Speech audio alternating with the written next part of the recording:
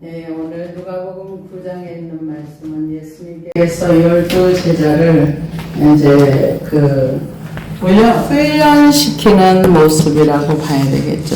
근데 훈련하시는 이 모습이 어떤 모습인가? 귀신을 쫓아내며 병을 고치는 능력을 주며 또 권위를 주시고 또 하나님 나라의 복음을 전파하며 앓는 자를 고치게 하고, 그러니까 고치고 치료하고 그리고 복음을 전파하며 하나님의 나라를 전파하며, 이렇게 그 사명을 위해서 이제 그 예수님의 제자들을 이제 파송을 합니다. 그래서 예수님께서 이렇게 제자들을 불러 모아서 12제자를 불러 모아서 이제 내보내시는 거, 이게 헬라어로는 아포스톨이라는 단어를 쓰는데 우리나라 언어로 하면은 사도, 보냄을 받은 사람. 그래서 이것은 이 단어를 라틴어로 번역한 것이 미시오이며 이 단어에서 선교사라는 단어가 나왔습니다. 그래서 하나님께서 사도 베드로, 사도 요한, 사도 바울, 예수님께서 그들을 선택해서 보내셨기 때문에 이제 그 사도라는, 그래서 이제 요즘 이 시대는 사도가 없습니다. 왜냐하면 이때는 예수님이 살아계셔서 직접 사도들을 훈련하시고 연습시키고 이렇게 보내셨고, 그러면 사도 바울은 육신적으로는 예수님을 안 만났는데 왜 사도 바울이라 하는가? 그분은 예수님 직접 만나 사명을 주셔서 보내셨기 때문에 사도 바울이다, 그렇게 얘기를 합니다. 그래서 그 예수님의 12제자, 여기에 가룟 유다도 들어갔습니다. 12제자라고 분명히 얘기합니다. 예수께서 12제자를 불러 모으사 모든 귀신을 제어하며, 그러니까 우리가 하나님의 은혜 가운데 거하고 하나님 안에 하나님이 능력을 주고 권능을 주고 병 고치는 그런 능력과 또 권위를 주고 나라를 전파하며 여러 가지 능력을 줬다 그래서 그 능력이 이렇게 속에까지 들어가서 속 사람을 변화하고 이건 아니라는 얘기예요. 왜냐? 예수님의 12제자들이 이렇게 병도 고치고 하나님 나라도 전파하고 능력도 하고 뭐 하늘에서 불이 떨어지는 것도 받고 사단이 위로부터 떨어지는 것도 받지만 예수님의 십자가 밑에 가니까 다 도망가 버렸어요. 막상 예수님 앞에 그 예수님을 위해서 자기의 생명을 내놓거나 하려고 할 때는 다 도망가 버렸어요. 그러니까 자기 부인이 전혀 안 된 거죠. 주를 위해서 일은 할 수 있어요. 그러나 주를 위해서 내 생명을 드리기는 어렵습니다. 그런데 자기가 부인이 되어지면 드릴 수 있습니다. 왜? 살아도 주를 위하여, 죽어도 주를 위하여 살 수 있기 때문에.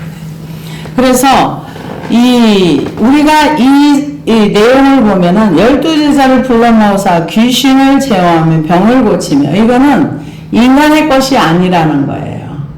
그러니까 그 귀신들도, 무당들도 귀신을 쫓아주거든요. 그럼 그 무당들도 자기 신한테 받은 거예요. 근데 기독교 안에서도 이런 병 고치는 역사가 많이 일어나는데 과연 그것이 하나님으로부터 온 것인지 그거는 분별을 해야 됩니다.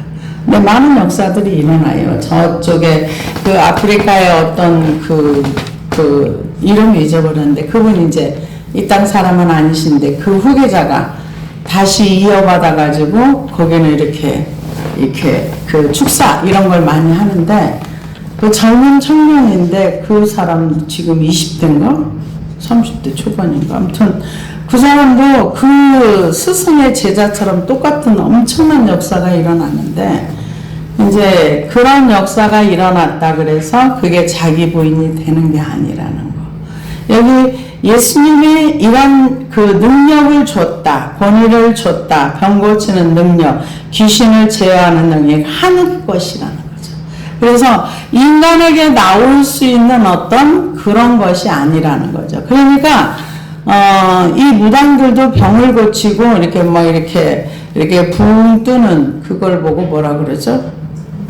공중부양, 이렇게 공중부양을 하거나 아니면 마술을 행하거나 다 그 자기네 신들한테 그런 걸 배우고 받고 해서 하는 거지, 인간 존재 자체가 이런 어떤 신적인 능력을 가지는 건 어렵습니다. 그래서 주님이 직접 주신 거예요. 그래서 하나님의 나라를 전파하며 앓는 자를 고치게 하려고 내보내시며 이르시되 여행을 위하여 아무것도 가지지 말라. 지팡이나 배낭이나 양식이나 돈이나 두보롯을 가지지 말며. 왜? 병을 고쳐주면 당연히 거기에 대한 사례가 있어야죠. 근데 성경에서 거저받았으니 거저주라 하면 했다 그래서 그 수고에 대한 것을 안 주려고 하시는 분들도 굉장히 많습니다. 근데 세상에 공짜는 없어요. 근데 하나님은 이거를 받지 말라. 왜? 하나님이 공급해 줄 테니까. 능력도 하나님의 것이고 권세도 하나님의 것이고 병을 고치든 뭐라든 귀신을 쫓아내는 건 다 하나님의 것이니까 너와 하나님이 함께 하시니까 너가 먹고 입고 쓰는 거, 너 생활에 얽매이지 말아라. 이게 우리가 양식이라든가 뭐 배낭이라든가 옷이라든가 돈이라든가 이거는 일상에 굉장히 필요한 거거든요. 근데 이것을 비축하면서 네가 어디 가서 돈 벌어가지고 그걸 해서 이렇게 먹고 살까 걱정하지 말고 그냥 보내면 가라는 거죠. 그러면서 어느 집에 들어가든지 거기서 머물다가 거기서 떠나라. 이 집에 가서 머물렀는데 저 집이 더 잘해준다 그래. 그래서 그쪽으로 옮겨가지 말라는 거예요. 그냥 어느 지역에 갔는데 그 지역에서 어떤 사람이 초대를 해서 우리 집에 와서 머무르십시오. 그러면은 그 집에서 머물다가 우리 집에 오면 더 잘해줄게요. 그럼 그 집 가지 말라는 거예요. 그냥 있다가 그곳에 있다 그 지역을 떠날 때까지 그곳에 머물러라. 지금 그렇게 얘기를 합니다. 누구든지 너희를 영접하지 아니하거든 그 성에서 떠날 때에 너희 발에서 먼지를 떨어버려 그들에게 증거를 삼으라 하시니 이 뜻 가운데는 많은 내용이 들어 있습니다. 왜냐하면은 이 먼지를 떨어버린다는 것은 그 유대인들의 오래된 관습입니다. 그래서 유대인들이 이방 지역을 지나는 경우에 마을을 통과한 뒤에 발에 먼지를 떨고 이스라엘 지역에 들어가기 전에는 이방 지역에서 옷에 묻은 먼지까지 떨어버렸답니다. 이는 왜 그러냐면은 유대인들이 성별의식에서 유래한 것으로서 부정한 것을 자기네 땅으로 가져가지 않기 위해서. 그런데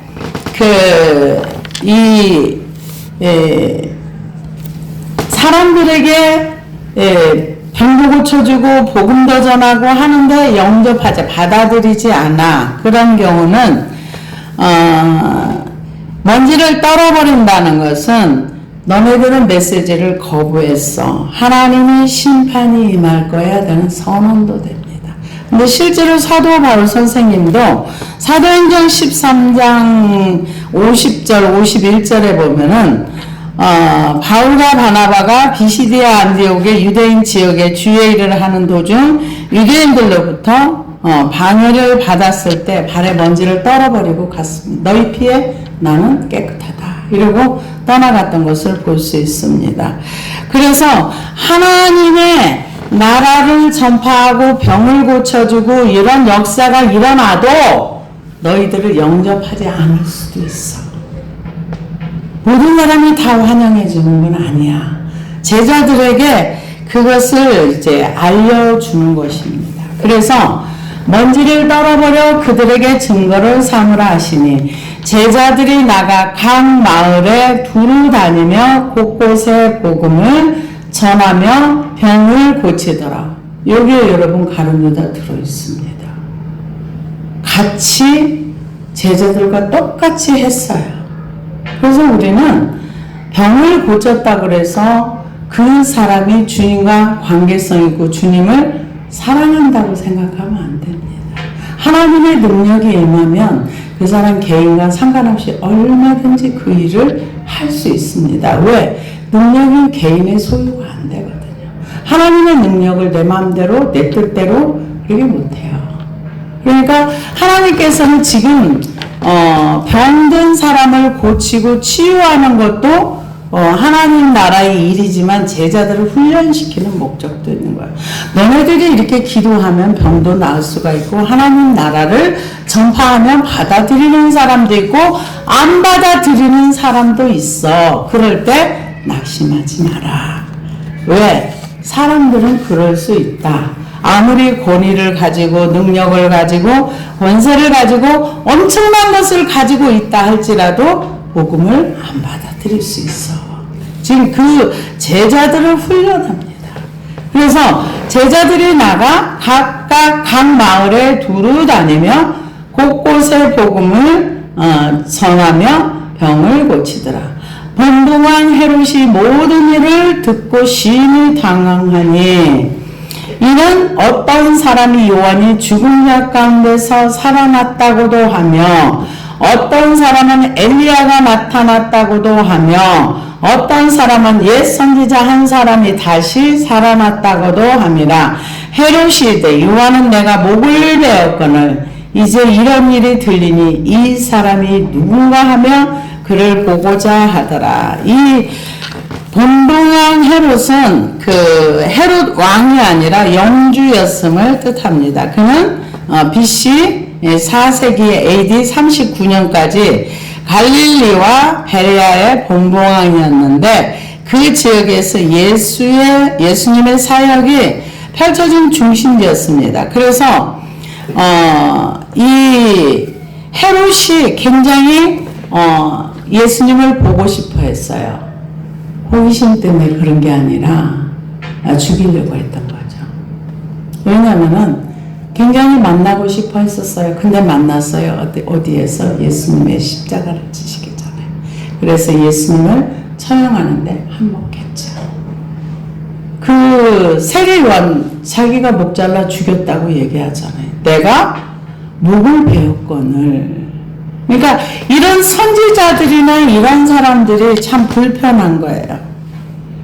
사람들이 우리가 생각할 때는 하나님의 능력이나 이런 어떤 인물들이 나타나고 와 하나님의 세계에 이런 세계가 있네 하고 볼 수 있지만 사실 권력을 가지고 있거나 이런 사람들은 불편한 게 많습니다. 그래서 누군가 관심을 가졌던 것은 이 사람에 대한 예수님에 대해서 궁금해서 복음을 듣고 뭐 이거는 아니었던 것 같아요. 그런데 우리가 알다시피 이 헤롯 가문에서 제2성전을 보수하는데 긴 시간 거의 한 7, 80년 이상을 걸렸는데 그러니까 이 성전을 이렇게 지었다 그래서 하나님을 사랑하는 것도 아니고 우리가 겉모습을 보고서 저 사람은 하나님과 이런 관계가 있을 거야 이렇게 말하기 어려운 거죠. 그렇게 성전 어마무시하게 잘 지었는데 거의 한 80 몇 년을 지었죠. 보수하고 또 보수하고 화려하게 했는데 하나님께서 그 성전 지은 10년도 안 돼가지고 확 무너뜨려 버리잖아요. 그러고 나서는 지금 성전이 없습니다. 그래서 이 목적이 뭐냐? 예수님이 불편한. 그래서 사도들이 돌아와 자기들이 행한 모든 것을 예수께 여쭈니 데리시고 따로 벳세다는 고을로 떠나가셨으니 아마 제자들에게 무슨 훈계나 교육을 하기 위해서 벳세다라는 지역으로 간 것 같아요.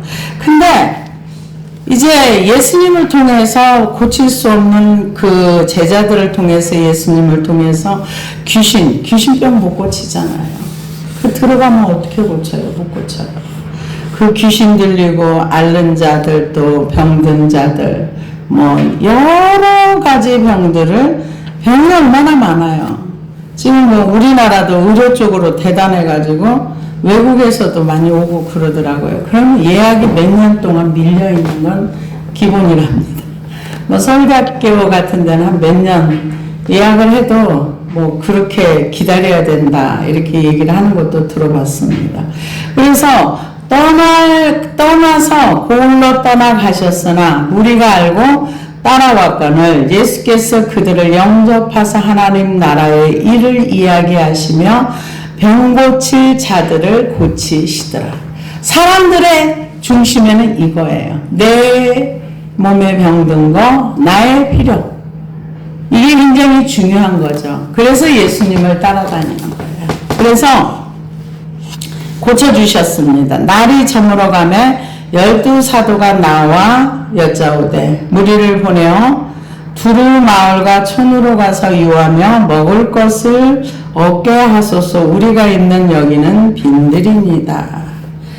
이제 따라와 가지고 날이 저물었는데 빈들이라 그랬어요. 그런데 먹을 것을 너네 이제 마을로 가든지 어디 가든지 가가지고 먹고 유숙하고 그리고 다음에 보자 이렇게 말하자고 제자들이 얘기를 하는 거예요.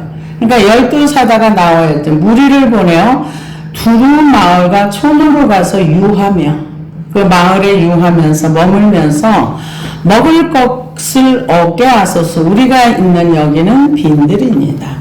예수께서 이르시되 먹을 것을 주라 하시니 여짜오되 우리에게 떡 5개와 물고기 2마리밖에 없으니 이 모든 사람을 위하여 먹을 것을 사지 아니하고서는 할 수 없사옵나이다 하니 이는 남자가 한 5,000명 됨이라.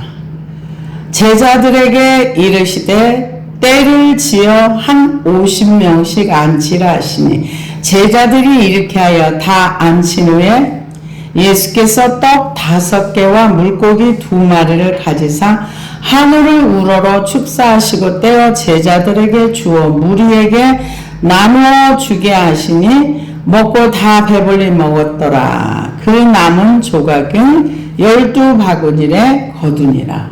그러니까 여기에서 오병이의 역사가 일어난 건데 제자들은 뭐라 그래요? 마을로 보내가지고 다 거기서 떡이랑 사먹 거기서 머물게 하게 하는 것이 좋겠습니다. 그러니까 예수님께서 너네가 먹을 걸 줘라. 우리 먹을 거 줄 게 없어요. 그 줄 게 없다. 그러니까 그러면 너네 가지고 있는 게 뭐냐? 물고기 5마리와 물고기 2마리와 물고기 2마리예요. 2마리와 떡 5개. 혼자 먹기에 딱 맞는 그런 양이라고 봐야 되겠죠. 그래서 그것을 가지고 이제 이거밖에 없는데 어떻게 이것을 먹을 수 있겠습니까? 이 얘기죠. 그러니까 하나님이 어떤 일을 행하신다는 것은 사람의 머리로는 상상할 수 없는 거죠. 왜냐? 떡 5개하고 물고기 2마리면 딱 혼자 먹기 딱 맞는 거예요. 마태복음 어린아이에 그러니까 그것을 예수님께 드렸다 그랬거든요. 그러니까 이게 5,000명이라고 하지만 여기 숫자는 남자만 5,000명이거든요. 남자만 5,000명이 아니 물고기 2마리하고 떡 5개를 어떻게 먹어요? 누구 코에 붙여요? 이거는 안 되는 거죠. 근데 예수님께서 한 50명씩 무리를 지어서 앉혀라. 그러니까 50명씩 이렇게 때를 지어서 이렇게. 근데 이제 여기에는 아이들도 있고 어른들, 여자들도 있고 여자나 아이들은 숫자에 들어가진 않았어요. 그러니까는 더 많은 숫자죠. 그래서 그러고 나니까 예수님께서 다 앉힌 후에 떡 5개와 물고기 2마리를 가지사 하늘을 우러러 축사하시고 떼어 제자들에게 주어 우리에게 나누어 주게. 그러니까 계속 예수님이 띄어서 제자들에게 주면은 그 제자들은 떡을 나르고 했는데 그게 먹고 남은 조각이 12바구니를 거두니라. 상상할 수 없는 일이죠. 왜? 다 배불리 먹었다는 게 장정들이 배불리 먹을 정도면은 먹는 사람 진짜 많이 먹어요. 저는 옛날에 저희 졸업여행을 갔는데, 저는 사람들이 그렇게 많이 먹는지 몰랐어요. 이 냉면 그릇에 밥 한 그릇을 그냥 뚝딱 하고 먹어요. 그래서 저는 그걸 바라보면서 저걸 어떻게 먹어. 근데 냉면 그릇에 밥 한 그릇 뚝딱 먹고 남자들만 그러는 게 아니라 여자들도 그러더라고요. 그래서 와, 사람이 저렇게 많이 먹는구나. 나 이제 굉장히 먹는 거 가지고 저는 놀란 적이 참 많아요. 진짜 많이 먹더라고요. 근데 나중에 저거 배탈 나면 어쩌지 배탈 안 나더라고요. 그런 경험을 참 여러 번 했는데 남자들 진짜 먹는 사람 많이 먹어요. 근데 여기 이 남자만 5,000명에서 이게 뭐 배불리 먹었다는 거는 실컷 먹었다는 얘기예요. 그래서 12바구니에 거두니라. 우리 예수님이 기도만 하면 떡이 막 나오는데 왜 거두었을까요? 그렇게 수고하지 않고 뭔가를 먹었다고 해서 음식을 이렇게 버리거나 이런 건 주님이 원치 않아요. 여러분 음식 버리는 거 하나님 싫어하세요. 굉장히 싫어하세요. 제가 요즘 근데 음식 버리는 게 좀 심각하더라고요. 전에 제가 아는 권사님 한 분이 일본에서 태어나서 일본에서 청소년기를 지나고 20세 때 한국에 들어왔어요. 거기서는 남은 음식을 자꾸 버린답니다. 근데 우리는 옛날에 음식을 버리는 걸 굉장히 금기시했었어요. 그랬는데 하나님이 음식 버리지 말라. 은혜 임하고 나서 얼마 지나지 않았어요. 음식을 버리지 말라고 하시면서 보여주시는데 이 드럼통으로 네가 지금까지 버린 음식의 양이다 하면서 7통인가를 보여주더래요. 네가 이렇게 많이 버렸다. 음식 버리지 마라. 그래서 그 얘기 듣고 우리도 안 그래도 음식 버리는 거는 버리지 않는 교육을 받았는데 그 얘기 듣고 하나님이 이런 걸 버리는 걸 싫어하시는구나. 왜? 먹을 수 있는 음식을 버리는 굉장히 싫어하시더라고요. 그 후로도 또 제가 다른 분한테도 들었는데 저는 뭐 버린 적이 없으니까 그런 일은 없었는데 잘 하나님 주신 음식을 마구 버리는 거 근데 요즘은 너무 많이 버리더라고요. 식당에 가도 버리고 뭐 애들도 그러고 그냥 음식을 그냥 쉽게 버리는데 정말 하나님이 싫어한다는 거 여러분 머릿속에 깊이 입력하시기를 바랍니다. 그래서 예수님께서 12바구니 다 거둬라 이렇게 한 걸 볼 수 있습니다. 예수께서 따로 기도하실 때 제자들이 주와 함께 있더니 물어 이르시되 너희가 나를 누구라고 하느냐. 이제 사람들이 예수님을 계속 따라다니면서 병도 낫고 떡도 얻어먹고 그러니까 이제 예수님을 모든 인간의 모든 것을 다 채워주고 풀어줄 수 있는 분이 된 거예요. 왜? 질병의 문제 굉장히 힘든데 그 문제를 해결해 주시잖아요. 가기는 병이 났잖아요. 그러고 나서 또 배고픈데 이때 당시 얼마나 어려운 시기예요. 로마의 학정하에서 식민지 체계 속에 살아가는데 참 어려운 시간을 보내고 있는데 예수님이 기도 한 번 해가지고 5,000명이 다 먹고 남았어. 그럼 우리 일 안 해도 되겠네. 예수님만 따라다니면 배고프면 예수님 배고파요. 밥 좀 주세요. 그러면은 기도 한마디만 하면은 우린 농사 안 져도 돼. 왜? 옛날에 출애굽했을 때 했던 것처럼 광야에서 만나를 내리듯이 하나님 우리 먹을 거 주면 돼. 그럼 우리 이 먹는 거에서 벗어나도 돼. 얼마나 좋아요. 그럴 때 그래서 사람들이 예수님을 왕으로 삼으려고 합니다. 왜? 자기 필요를 채워주니까. 그런데 예수님이 기도하러 갔습니다. 따로 기도하실 때에 이제 물어봅니다. 너희가 나를 누구라고 하느냐. 그러니까 주변에 많은 사람들이 병 낫고 떡 먹고 물고기를 먹었던 사람들이 나를 누구라고 하느냐. 예수님은 우리가 주님을 누구라고 말하는 거에 대해 굉장히 관심이 많으십니다. 왜? 하나님은 원래 하나님이세요. 하나님은 변함이 없으십니다. 그러나 보는 사람에 따라서 어떤 사람은 선지자, 어떤 사람은 누구 이렇게 말할 수 있는데 내가 아는 하나님은 어떤 하나님인가? 보통 사람들이 하나님을 성경에 기록된 하나님을 인정하지 않아요. 전능하신 하나님 인정하지 않습니다. 어떤 하나님이라도 괜찮아. 내가 기도할 때 기도만 들어주면 그 하나님이 나의 하나님이야. 이렇게 생각하는 거죠. 그래서 주와 함께 있더니 물어 이르시되 무리가 나를 누구라고 하느냐.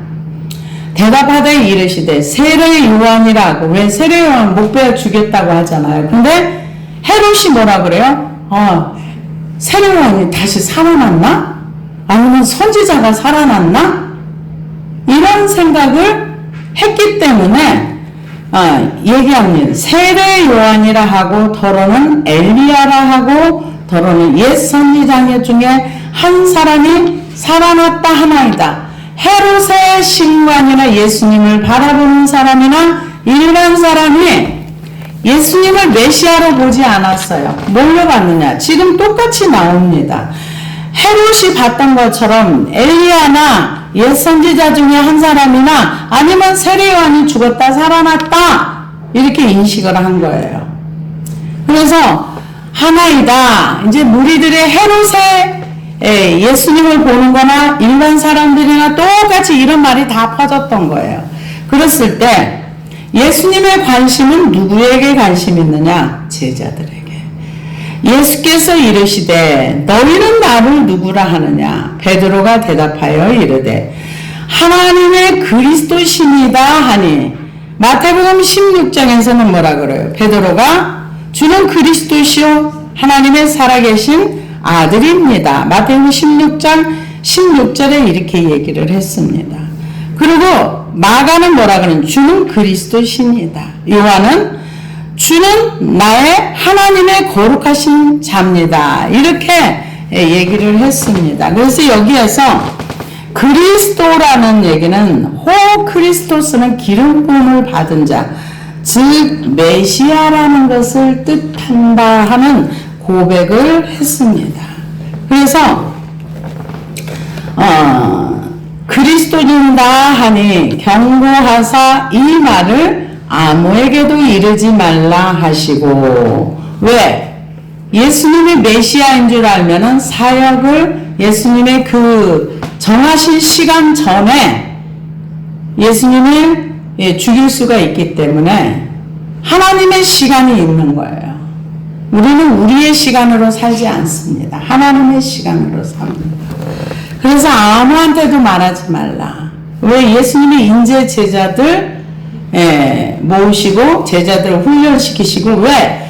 12 제자를 하나님이 부르셔서 훈련시킨 건 구약의 12 지파와 신약의 12 사도. 그래서 요한계시록에 보면은 12 사도의 이름이 천국에 있잖아요. 그러니까 12지파 12사도 교회의 대표라고 볼 수가 있습니다. 그래서 이렇게 이제 얘기하지 말라 이렇게 말합니다. 아무에게도 이르지 말라 하시고 명하시고 이르시되 인자가 많은 고난을 받고 장로들과 대제사장들과 서기관들에게 버림받아 죽임을 당하고 제3일에 살아나야 하리라 하시고. 지금 예수님이 완전히 찬물을 끼얹는 얘기를 하는 거예요. 왜냐? 이 제자들은 지금 예수님을 왕으로 모시면 나는 국무총리를 할까 내무장관을 할까 아니면은 외교부 장관을 할까 하고 꿈에 부풀어 있는데 왜? 예수님이 가는 데마다 사람들이 확 따라다니면서 병도 낫고 먹을 것도 채워주고 충분히 왕으로 자격이 있다고 생각한 거예요. 그랬는데 예수님이 이런 얘기를 하니까 소화 안 되는 얘기를 합니다. 뭐라고 얘기합니까? 많은 고난을 받고 장로들과 대제사장들과 서기관들에게 버림받아 죽임을 당하고 제3일에 살아나야 하리라 하시고. 또 무리에게 이르시되 아무든지 나를 따라오려거든 자기를 부인하고 날마다 제 십자가를 지고 나를 따를 것이니라. 예수님께서 주님을 따라가기 위해서는 자기를 부인하고 날마다 제 십자가를 지고 나를 따르라 이렇게 얘기를 했습니다. 이 설명을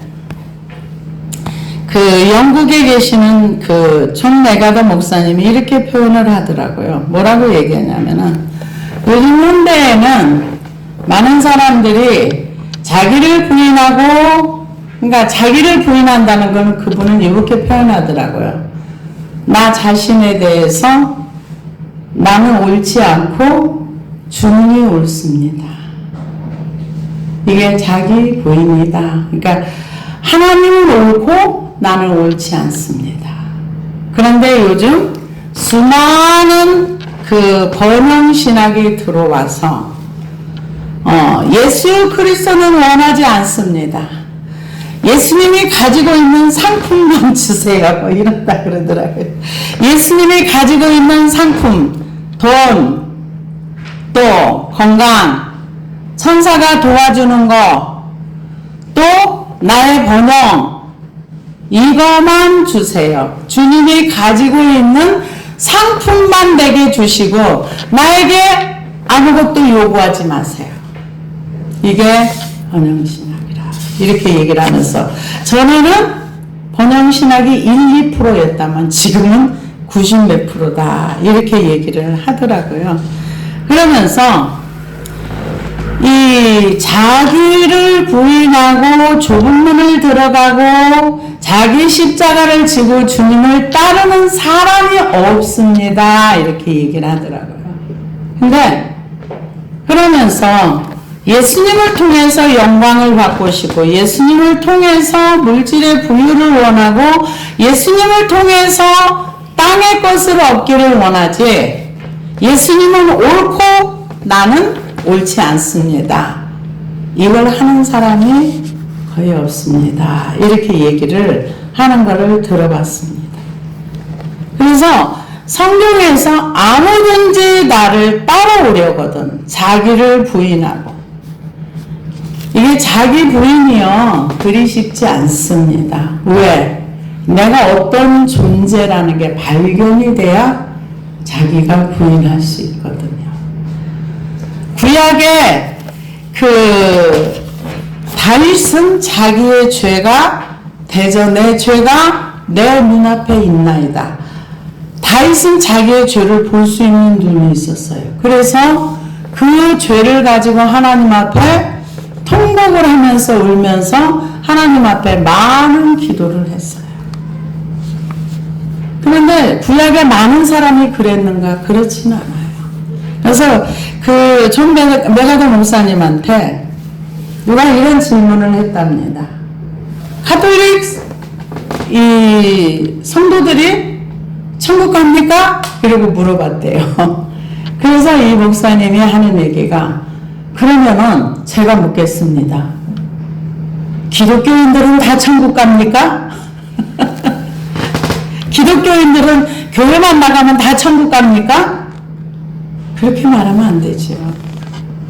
가톨릭 성도라고 다 천국 간다? 다 지옥 간다? 이렇게 말할 수 없습니다. 기독교인이라고 다 천국 간다? 지옥 간다? 말할 수 없습니다. 예수님을 믿는 사람만 갑니다. 너무 당연한 얘기 같은데 그렇게 얘기를 하시더라고요. 그래서 자기를 부인한다는 것은 좁은 길을 가고 찾아야 됩니다. 근데 마태복음에서는 찾는 이가 적다. 찾아야지만 갈 수 있는 길이 자기를 부인하고 자기 십자가를 지고 날마다 주님을 따라갑니다. 그래서 이 땅에서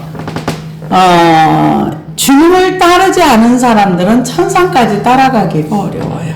이 땅에서 따라간 사람이 그 나라까지 따라갑니다. 그래서 천상에 가서 부르는 노래는 어린 양의 죽임당한 어린 양 이외에는 노래가 없어요. 그게 어마어마하거든요. 우리는 예수 그리스도가 아니면 천국을 갈 수가 없습니다. 예수님의 십자가가 아니면 우리는 죄사함을 받을 수가 없습니다. 이것을 은혜라고 말을 합니다. 은혜가 아니면 우리는 아무것도 할 수 없어요. 오직 은혜로만 할 수 있는 것입니다. 왜냐? 우리가 여기 아까 9장 1절에서도 봤지만 12제자에게 분명히 다 능력도 주고 권능도 주고 권세도 주고 다 줬어요. 병 고치는 것도 주고 귀신 쫓잖아요. 근데 십자가 앞에 가니까 다 도망갔어요. 십자가 앞에 나를 직면해서 나가봐야 내가 어떤 존재라는 게 압니다. 십자가를 대면하기 전에는 베드로도 주를 위해서 내가 죽을지언정 주님 배신하지 않겠습니다 했는데 막상 십자가 앞에 딱 가서 보니까 자기의 본질이 실체가 나오는 거예요. 그래서 우리가 주님을 따라가기 위해서는 꼭 이 과정을 지나가야 됩니다. 어떻게? 자기를 부인하고 자기 십자가를 지고 주님을 따라가는 삶. 이 삶이 우리에게 꼭 필요한 것입니다. 그래서 누구든지 제 목숨을 구원하고자 하면 잃을 것이요 누구든지 나를 위하여 제 목숨을 잃으면 구원하리라. 주를 위해서 목숨을 드리면 구원 얻는다는 얘기죠.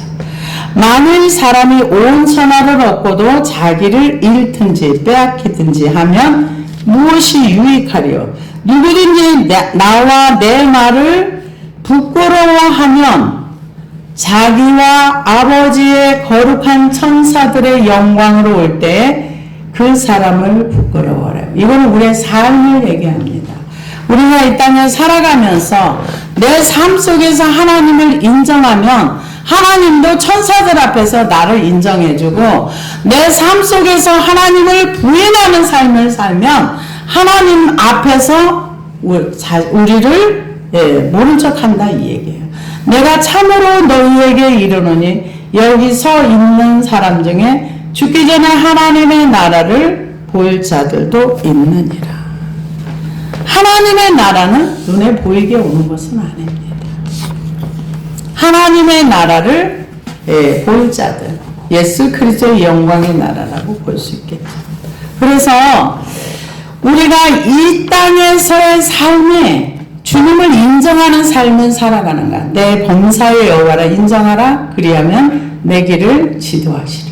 이게 겉으로 말로 하는 게 아니라 마음으로 진짜 내 마음으로 예수 그리스도를 인정하면서 그분 앞에서 내가 사는 범사의 여호와라 인정하라. 그리하면 내 길을 지도하시리라.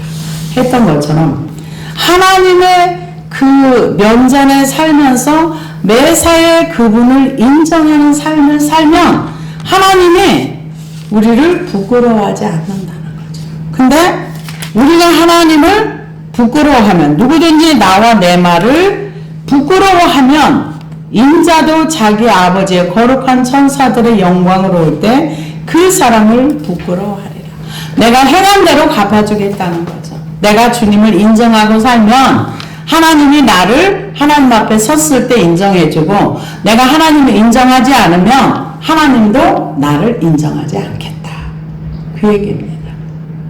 그래서 우리가 이 땅에 사는 동안에 내 고집, 내 거에 대한 어떤 이런 것들을 버리지 않으면 주님을 인정하며 살기가 어려워요.